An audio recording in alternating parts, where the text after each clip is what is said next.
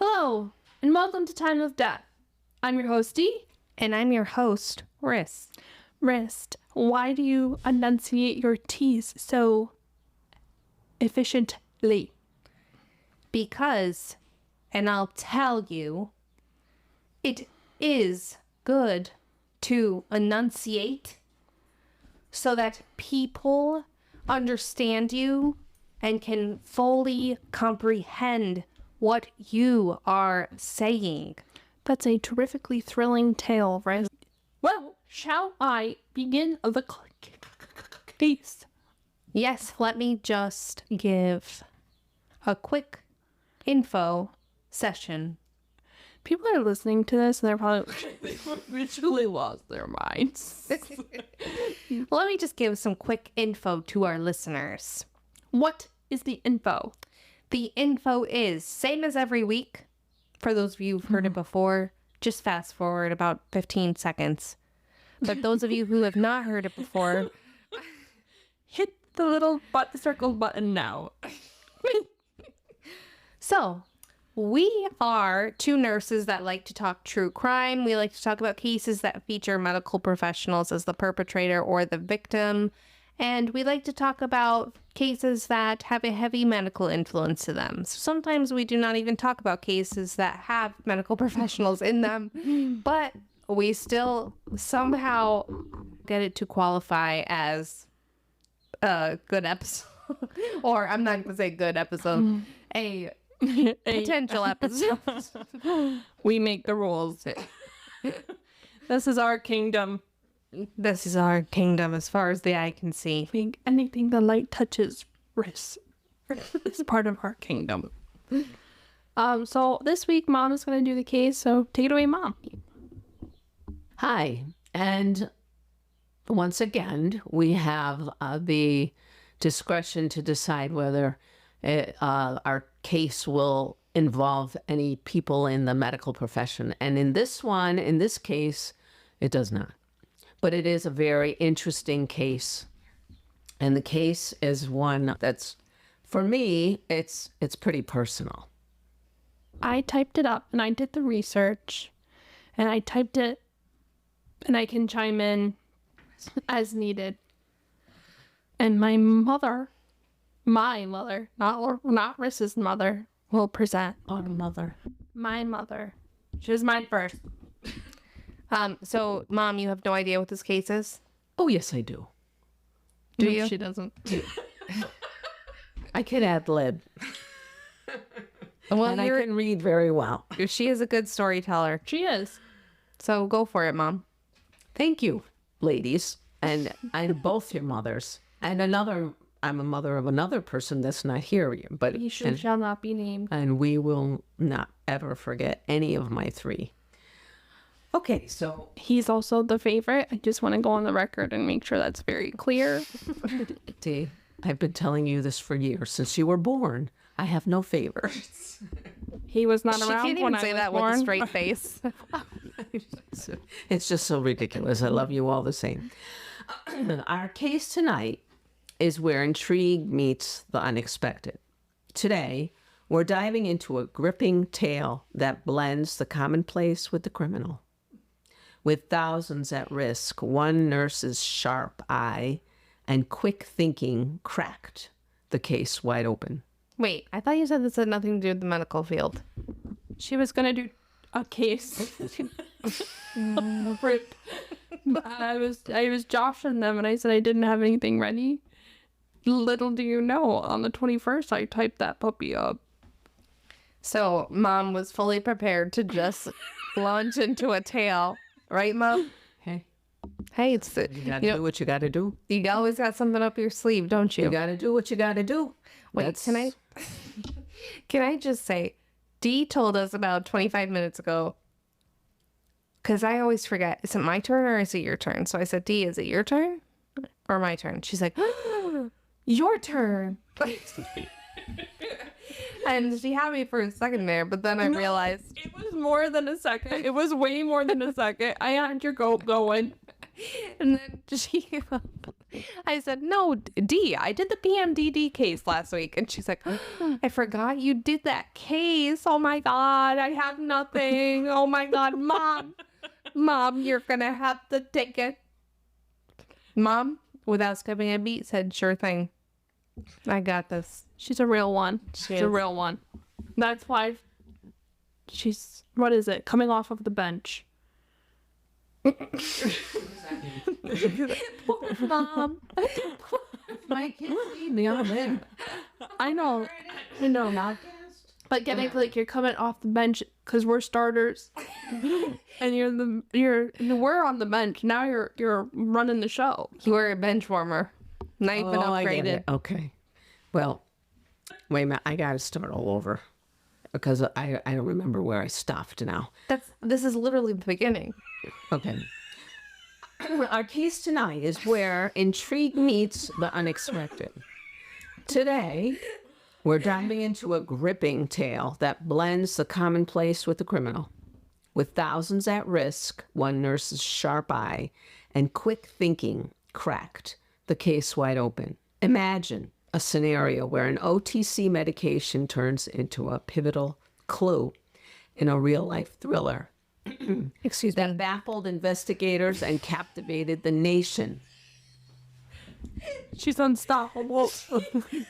So I just want to explain OTC is over the counter, and just making sure everyone understands the abbreviations. Mom, I will give you back your mic. Thank you. Join us as we unravel the chilling true crime saga behind Tylenol and explore its lasting impact on consumer safety and healthcare practices. Mom, what's the other name for Tylenol? Pop quiz. Acetaminophen. Good job, Mom. My kids are all in the medical profession. I am like really impressed by that. She knew right away. Hey, what's the other name for Motrin? Ibuprofen. Oh my God. So listen, she's killing it. What category of meds is ibuprofen or Motrin? I'll give you a hint. Aspirin is another one in the class. You know this. I do. Just wait 1 second. I have to think. Yeah, Manstead or Manson. I'm a teacher. I don't know, and I didn't teach medical stuff. But You got it though. It's an NSAID. NSAID. I okay. If I You had a multiple basically got choice question with that one, I would have picked it out. I know you would have. You're too good. Too good, Mom. Go ahead, Mom. On September 28th, 1982, tragedy struck when 12-year-old Mary Kellerman of Elk Grove Village, Illinois, woke up feeling unwell with symptoms of a common cold. Her parents gave her an extra-strength Tylenol capsule. Shortly after ingesting it, Mary's condition rapidly deteriorated, and she was rushed to the hospital, where doctors initially suspected a stroke. And a 12-year-old. Wow. Despite medical efforts, Mary tragically passed away the following day. Oh, how sad. Leaving her family devastated and doctors puzzled by her sudden decline.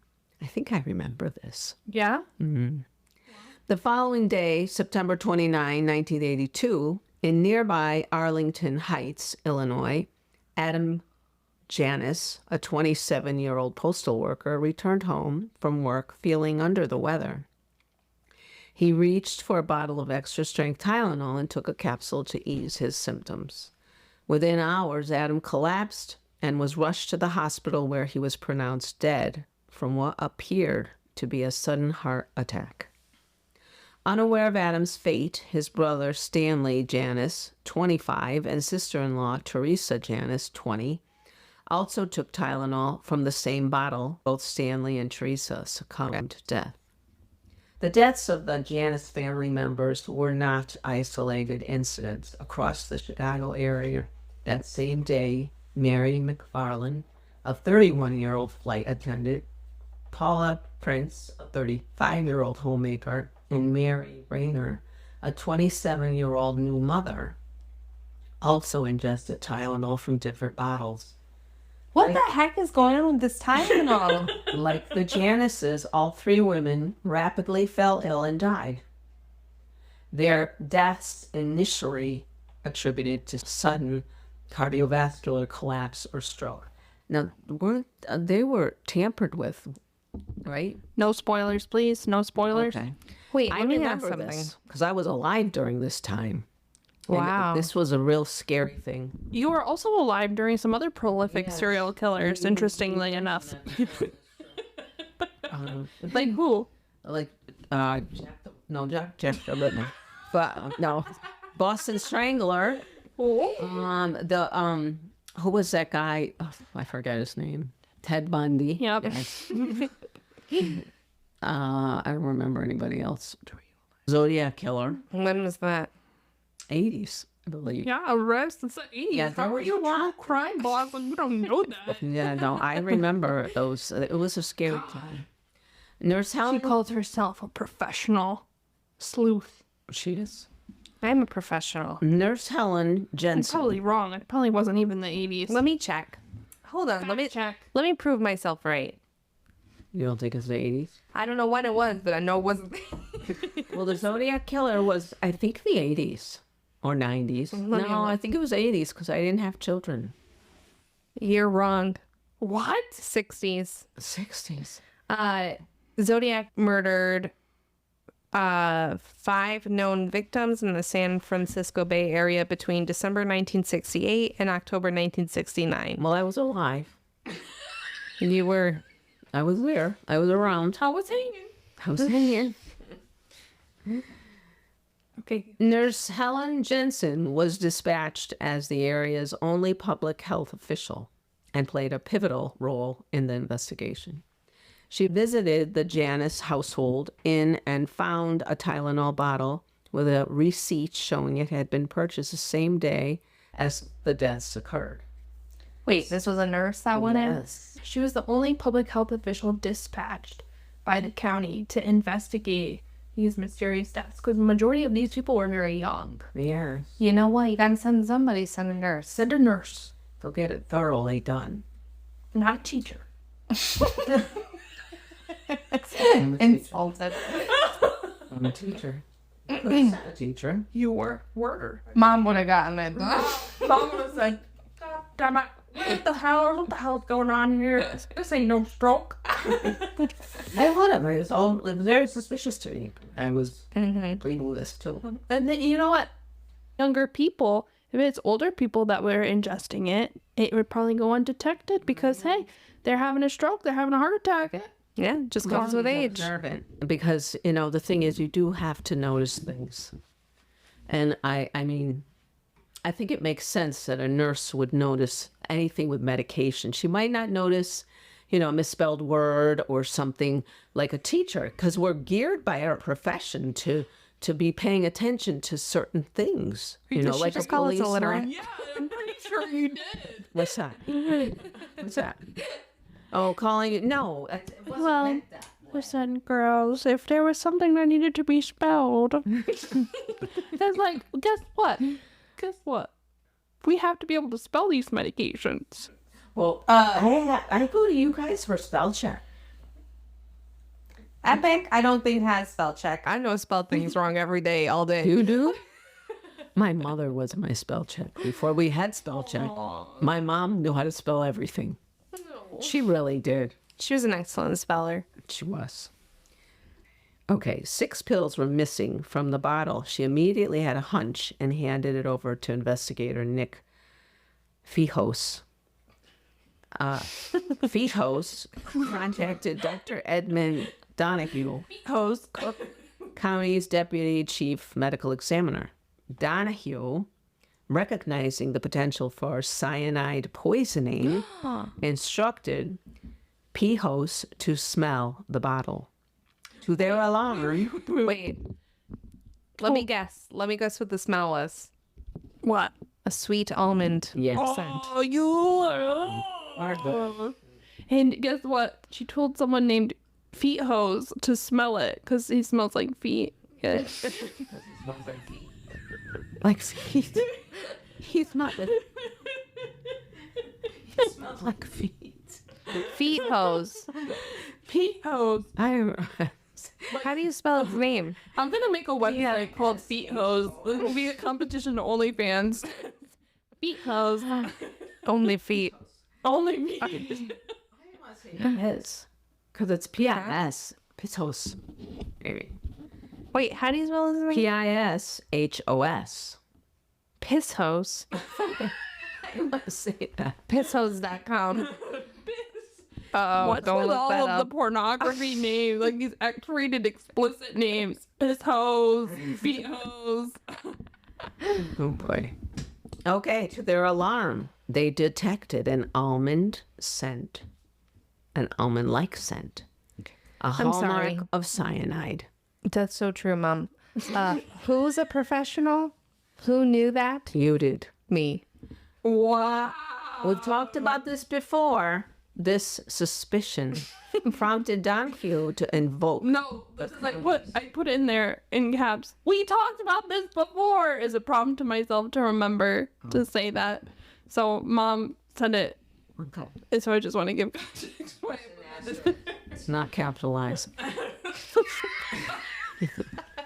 A little grammar correction for you. And what's the plural of asterisk? Asterisks?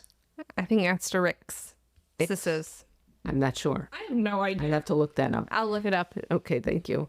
This suspicion prompted Donahue to involve the county chief toxologist, Michael Schaefer, who confirmed that 4 of the remaining capsules contained nearly 3 times the lethal dose. Authorities held a press conference urging the public to refrain from using Tylenol products. Concurrently, paramedics who had responded to Mary Kellerman's case earlier had inventoried the Tylenol bottle she had used. It was noted that both Kellerman's bottle and the Janice's family's bottle originated from the same lot, NC2880. In response, Johnson & Johnson, the manufacturer of Tylenol, issued a nationwide recall for all Tylenol products from lot NC2880. But see, that didn't make sense to me. Because clearly at this point, cyanide, well, we'll get more into it, but cyanide indicates that something was put Yeah. in there. Yeah. You know, it's not an ingredient that they would use. It's not a... It's a But poison. I mean, I can understand why they did it to like CYA, but it's like at that point I would have just pulled like don't use any Tylenol product. Do you know what I mean? Didn't they do that? They recalled all their Tylenol? That They one. wouldn't. No, I would recall the whole I thing. wouldn't. Because you can't be doing. I stayed away from Tylenol totally. Maybe that's why I still stay away from Tylenol. Maybe. Well, you know what? I'm thinking there must have been other deaths that were contributed to this because we use Tylenol all freaking day long. Just wait. But is it Tylenol or is it a generic Tylenol? I mean, it's acetaminophen, but But I think this was targeted. Well, I'm not going to go into it. but Tylenol brand. from what I remember, the investigation further revealed that tampered Tylenol capsules were found at several retail locations across Chicago, including Jewel Foods in Arlington Heights and Elk Grove Village, Osco Drug in Schumaburg, Walgreens, and Dominic's in Chicago, and Frank's Finer Foods in Winfield. One particularly chilling discovery was a bottle purchased by Linda Morgan, wife of Judge Lewis V. Morgan, which had an unusual scent that prevented its use, potentially sparing her from harm. Smart Wow. gal. That was smart of her. Smart gal. Yeah, smart gal. That was also in my notes. Smart gal. These findings underscored the deliberate and widespread nature of the tampering, prompting heightened vigilance and regulatory reforms in consumer product safety and packaging standards worldwide. Johnson & Johnson took swift action to protect public safety. You could say that. to really cover their ass. And they issued warnings to hospitals and distributors, halted production and advertising of Tylenol products, and initiated a nationwide recall on October 5, 1982. This recall affected an estimated 31 million bottles of Tylenol, valued at over $100 million. Tampered Tylenol capsules traced back to manufacturing sites in Pennsylvania and Texas were found on store shelves in Chicago. It was suspected that someone had removed Tylenol bottles from stores, added potassium cyanide to some capsules, and then returned them for sale, leading to unsuspected consumers purchasing the lethal product. Consumers works too. I wanted to be accurate. At that time, they didn't have like the tamper-proof seals, and that's why you never buy anything. Right. Medication, food-wise, even like hair products or body wash, whatever. If it doesn't have that seal, you never know what someone's been able to put in it. That's true. And sometimes they only need just a little bit to make something deadly. Absolutely. The FBI and local authorities pursued multiple leads to identify the perpetrators. They utilized innovative tactics such as publishing the location of Mary Kellerman's grave to attract potential suspects, but these efforts did not yield results. Wow. Surveillance photos of Paula Prince purchasing cyanide-tempered Tylenol were released, with police focusing on a bearded man seen nearby as a potential suspect. Wait, were all these people buying them from the same store? Same area. There was in multiple stores with the same product, Tylenol. I wonder if they had surveillance cameras back then. They were utilizing surveillance photos of one of the victims purchasing the Tylenol to identify a subject.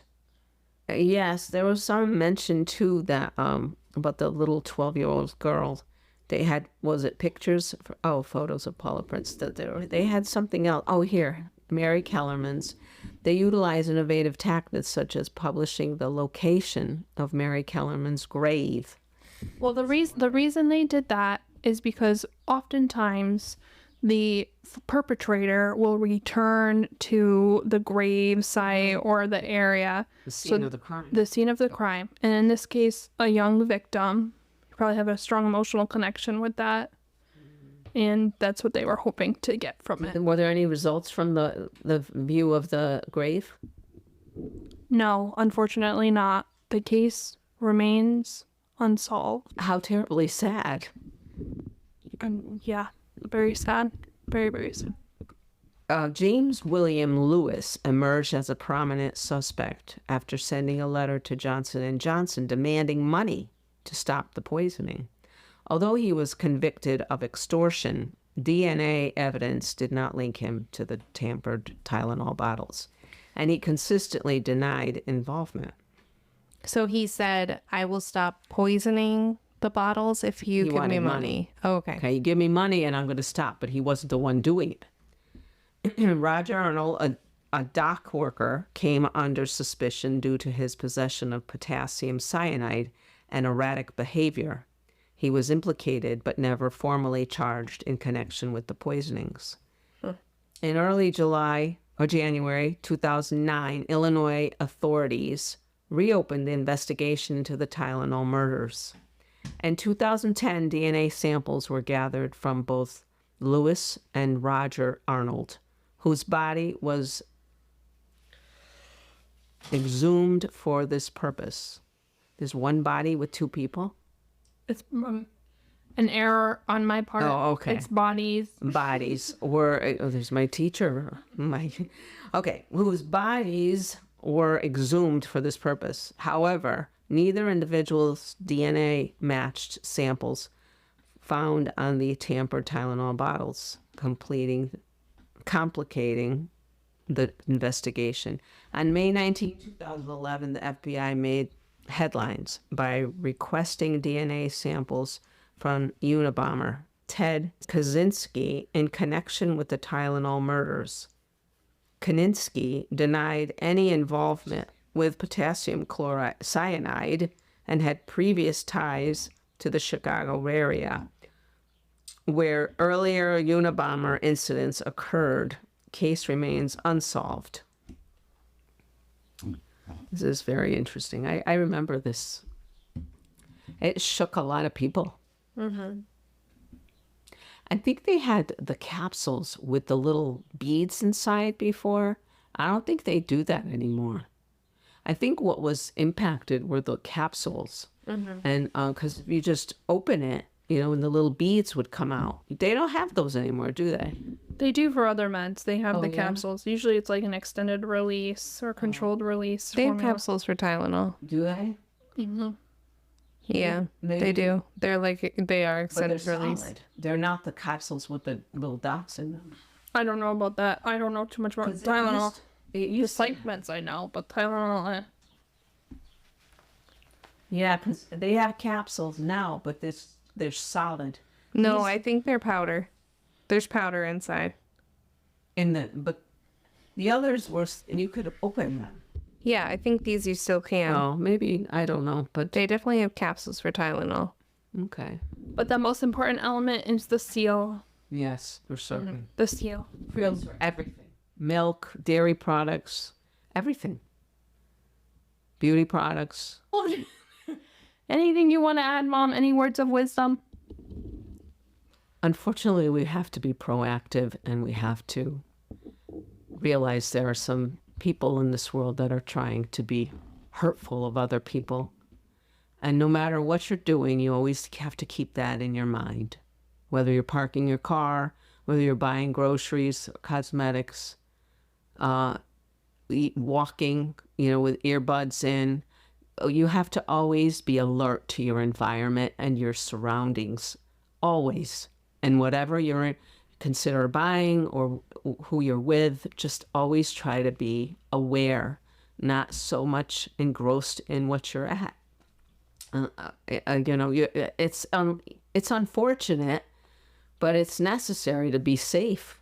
You know, the only place that I try to let down my guard is in my home or with my children, you know, in social situations with people I trust and I'm comfortable with, you know. So we have to, and even then we should always be alert to something that might be happening. That's true, but it's also sad that we always have to be, you know, on the lookout for something to go wrong. It's just sad that that's how is. our world is today. It is sad. Great case, Mom. Great job. Great delivery. I applaud you. I don't know where you got that case from, but it was awesome. You know where I got that case from. That was from you, my dear.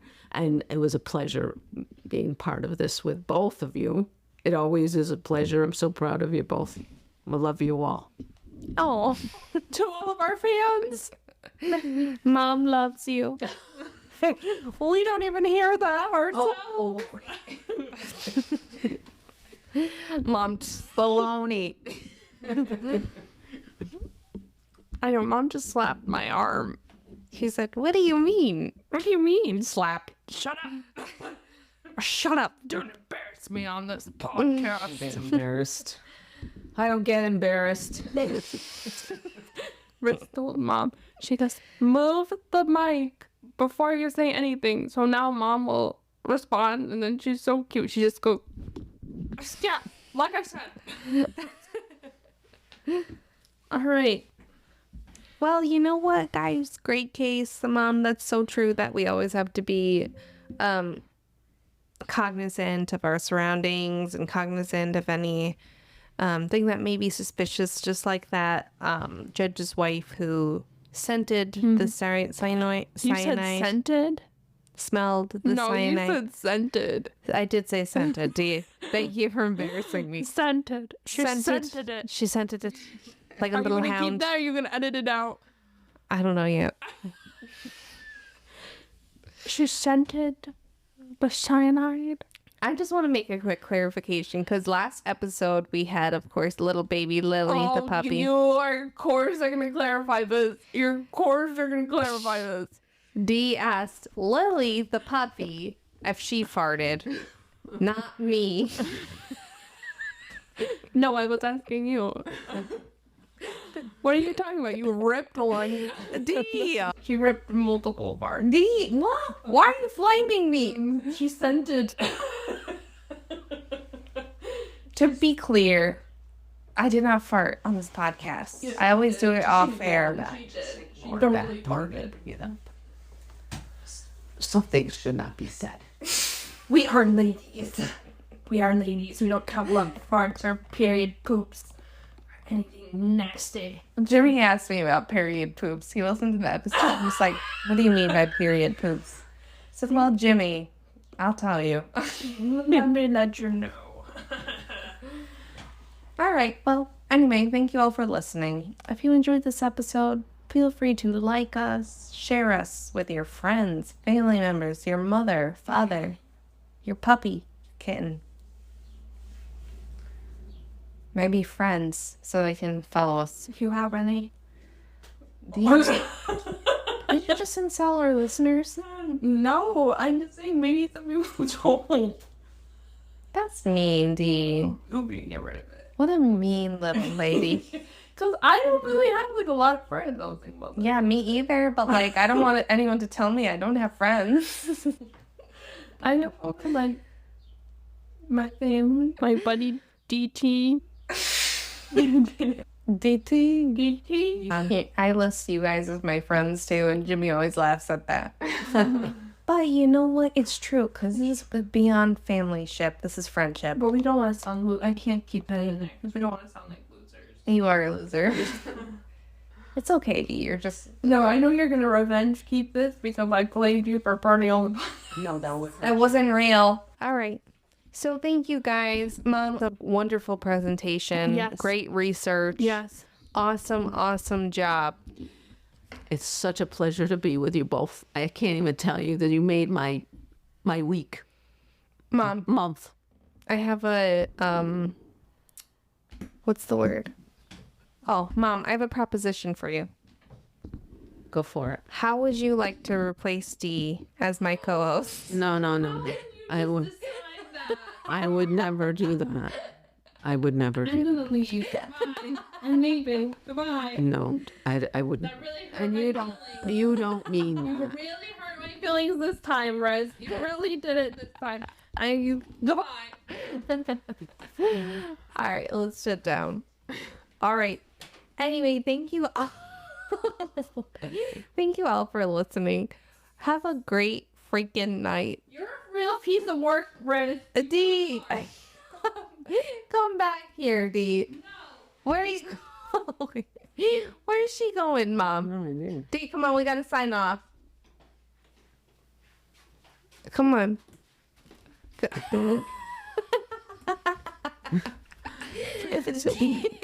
Bye, guys. All right, bye forever. Wait, you gotta call it. Dee. Mom, you wanna call it? Yeah, Mom, call it. You call it. It's your You call it. Call it. time of death, and it is 7:49 for all you non-military, non-medical people, and for military time, it's 1949. Wow, Mom. I didn't know you knew military time. So stay well, and we'll see you next week. Oh. Bye. Good job, co-host. Bye. Wow. You're such an asshole. You know that? You really are an asshole. Love you. I didn't even... What is happening? Losing its balance. Mom, you broke our mic, Mom. No, I didn't. You're fired. Dee, can you be my co-host again? I'm really offended by you. I love you. Bye. All right, bye. Say bye, Mom. Bye, love you. Bye. Bye.